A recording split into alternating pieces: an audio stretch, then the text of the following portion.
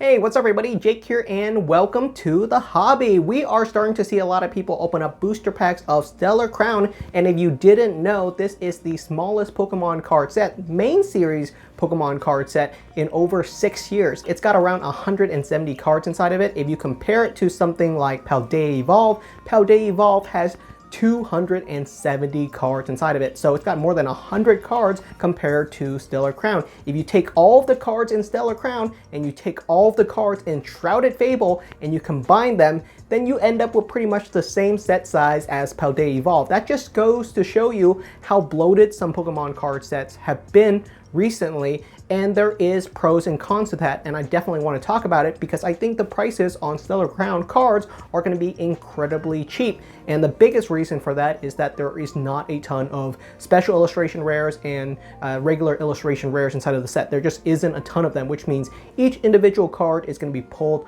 a lot more often, and that's going to absolutely tank the prices on the card. But I'm going to tell you why I think that is actually a good thing, and I hope that we continue on this trend. Before we get started, I'd like to thank Whatnot for sponsoring today's video. I'm going to be doing a huge Whatnot live stream at the release of Stellar Crown. If you'd like to crack open some Stellar Crown booster packs with me, all you got to do is sign up to Whatnot and you get an immediate $15 credit added to your account, and I will just happen to have a bunch of Stellar Crown booster packs available for pickup below $15. We are also going to be giving away a ton of free Stellar Crown booster packs, no purchase necessary, so definitely join in on the live stream. It'll be a ton of fun.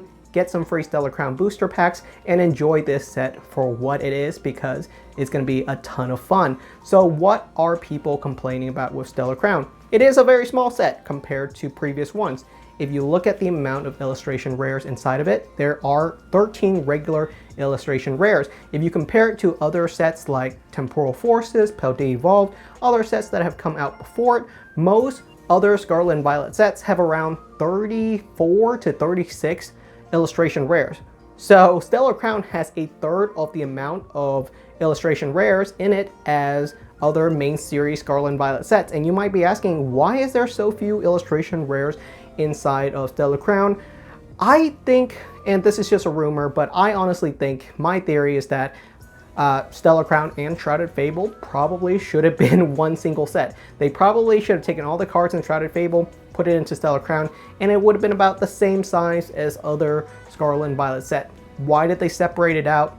Plenty of different reasons, but the decision has been made. So Stellar Crown is a very tiny set. It doesn't have a ton of competitively viable TCG card, and in terms of collectability, there are some big chase cards that people are going to want inside of it, like the Squirtle, like the Bulbasaur, and the Rainbow Rare Turtle. Even the full art trainer cards are really cool. So there's a bunch of cool stuff inside of it. There just isn't enough variety, which means each individual card is going to be pulled a lot more often. The big reason why a card like the Magikarp inside of Paldea Evolved is so expensive is because Paldea Evolved is an incredibly bloated set. There's over 30 illustration rares inside of it, making it very hard to pull the Magikarp. And when you do pull the Magikarp, it's going to be expensive because it's highly desirable.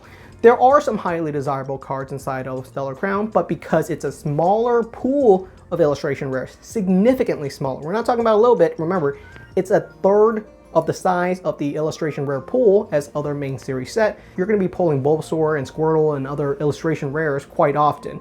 The same ones at least, repeatedly. Even if it's the same pull rates as other sets, there's going to be 3 times as many of them because it's just a smaller set. So I think that's actually completely okay. It's going to make it so that the prices on these cards are incredibly cheap. Honestly, in 3 months time, I don't think there's going to be any card inside of this set that's going to go over $100. I think the most expensive card is probably going to be the Rainbow Rare Turtle. I think that one is definitely going to be the chase card of this set, but even then, it's probably going to end up being like a $50 or $60 card. Same scenario.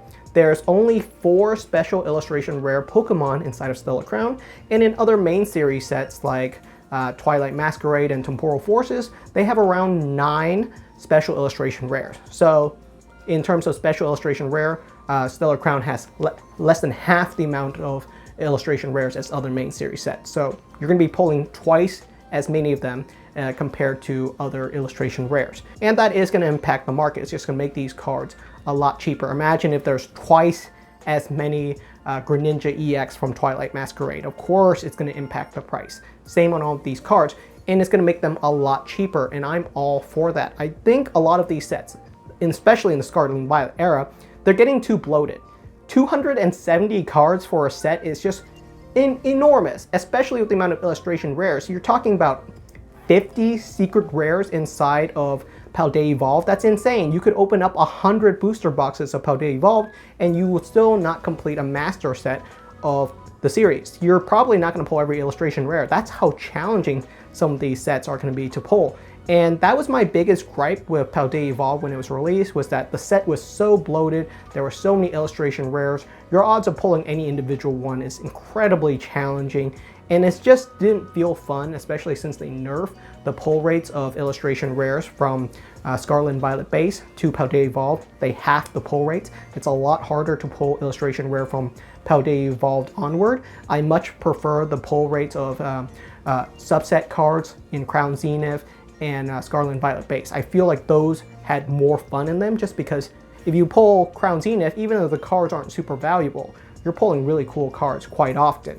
And I'm all for smaller sets. I think 170 cards, which is the size of Stellar Crown, is a perfect set size. I want it to be under 200 cards.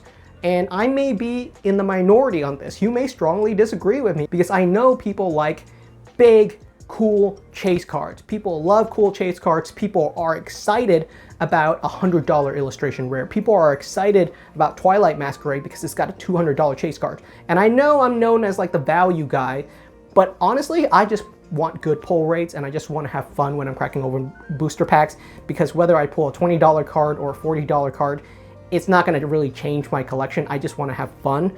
So I would really like it for sets to continue to be below 200 cards. So let me know what your thoughts are. Stellar Crown is the smallest Pokemon card set in terms of the main series sets that we've seen in over 6 years. We've rarely ever seen a Pokemon card set have below 200 cards if it's not a special set, and this one is a really big one, and I am very excited about it because it's kind of like the perfect scenario. There's just enough cards inside of it that if you open up a couple booster box, you should be pretty happy that you pretty much have the whole entire set, because who completes sets anymore with how challenging they are to complete? So let me know what your thoughts are. Is this making sense? The cards in Stellar Crown should be incredibly cheap in a couple of months because there's going to be a ton of them. And if you want to complete this set, you should be able to easily complete the set. And you're not going to have like a scenario where there's a $200 chase card, but I think that's okay for the hobby. So thank you so much for watching. Let me know what your thoughts are, and I'll see you guys next time.